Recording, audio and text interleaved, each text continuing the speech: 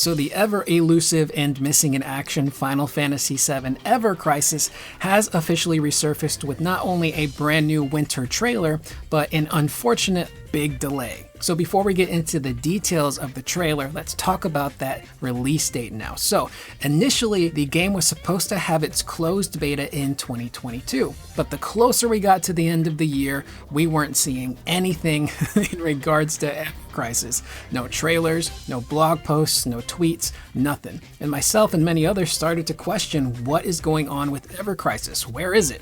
I made a video on it months ago. So now we get this brand new trailer, and the new date for that closed beta is going to be the summer of 2023. So that's not a firm release date, but it is a release window, which is better than nothing. And we do have a message directly from Tetsuya Nomura himself from Twitter. He goes on to say, "We are excited to reveal the latest trailer for Ever Crisis. Regarding the closed beta test, it will be postponed until next summer. We are working hard to make the game even better than expected, so please stay tuned for more updates in the future." So it is reassuring that they are working hard on this game, and I think there's a couple of reasons for this delay. The biggest one being the failure of the First Soldier mobile game, which I think Square expected that game to come out and just do gangbusters, but it unfortunately fell flat on its face, and I think that scared Square Enix kind of into reevaluating what they were going to do with Ever Crisis and maybe their approach to the game as a whole. Secondly, perhaps they underestimated the undertaking it would take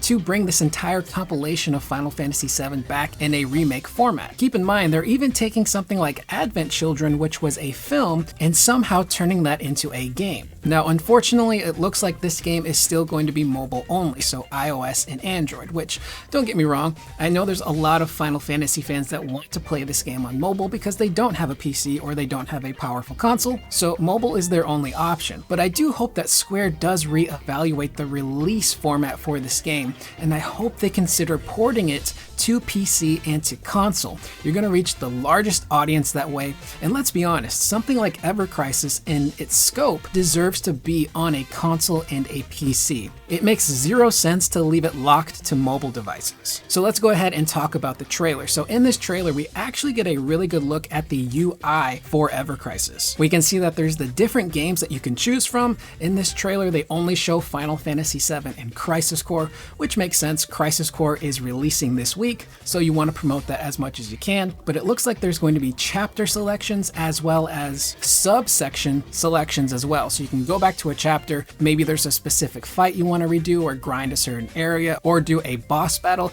It looks like you can pick those individual sections as well. Now, if we look at the rest of the UI, it gives me Dissidia Opera Omnia vibes, but in a much more cleaner, simplistic UI. If you've ever played Opera Omnia, there is so much going on in that game with its UI. It's a cluttered mess, it's confusing, but for Ever Crisis, it looks like they really streamlined that. So you can see that there is a party system, which leads me to believe that you're probably going to be able to customize your own party that you can use throughout the entirety of your playthrough. And we do see in the trailer, there's a party of Zack, Aerith, and Red 13, as well as Red 13, Tifa, and Barret. So I think it is safe to say that you will have customized parties, and this isn't strictly just a trailer thing. Second, there's an option for allies, which I'm assuming all of the people you recruit over your playthrough will be there. There is a separate equipment screen, which again, like Opera Omnia, you can go in, upgrade weapons and armor and abilities and whatnot. And then there is a draw option, which I'm assuming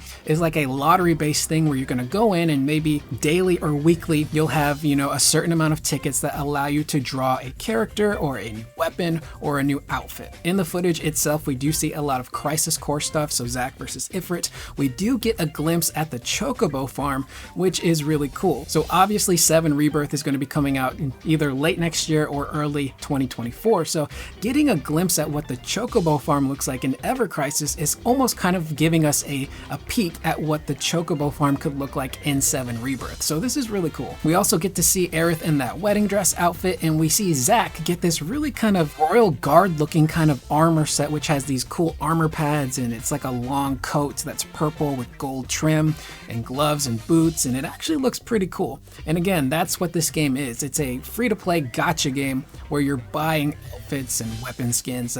That's where Square hopes to make a majority of their money. And then at the very end of this trailer, again, we see young Sephiroth, which is weird. My brain just cannot process seeing a younger Sephiroth with a shorter hairstyle. It just looks odd to me. But I am very curious to see how they handle young Sephiroth. When's that chapter of the game going to take place? And are we going to get like a war hero section with Sephiroth where we play as him before he goes nuts? So moving on from Ever Crisis, we do have some bittersweet news here.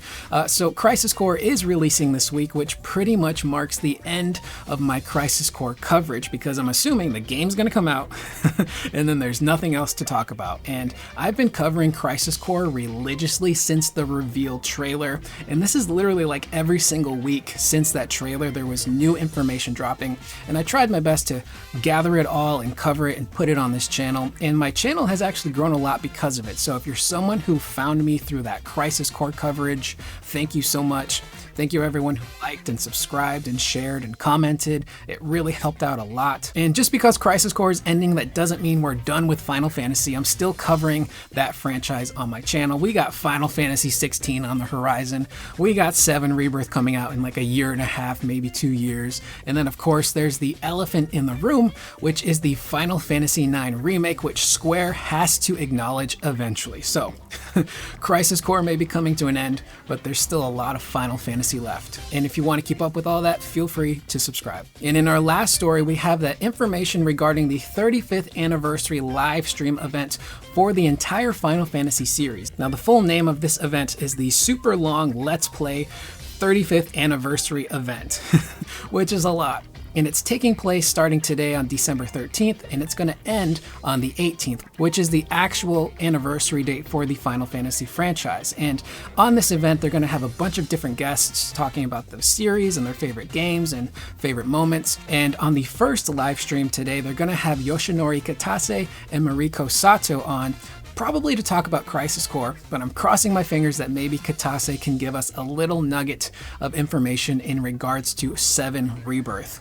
I don't know if they're going to have big reveals at this event or if it's purely just a celebration of the franchise itself. Either way, if we get information, I'll be sure to cover it. Now, before we end the video, we're going to go ahead and get to the community poll that I posted over the weekend in regards to that $300 collector's edition for Final Fantasy 16. So in that poll, I asked, will you be buying the version? 5% of you said yes, 51% said no, and 44% of you said that price is absurd, no. So obviously, $300 for that collector's set. You're spending $100 on the game itself, which is the deluxe edition, and you're spending $200 on top of that for that statue. And it's a beautiful statue, but $200 is a lot of money. And we can also take a look at some of the comments you guys left on that poll. We'll start first with Divine Soul 1987.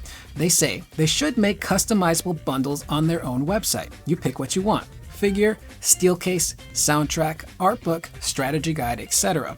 And you get billed accordingly. The more items selected, the higher the discount. I actually really like this idea. The only issue is that I think it would create problems with inventory and having to have separate items for each order. So you might run out of steelbook cases, you might run out of statues.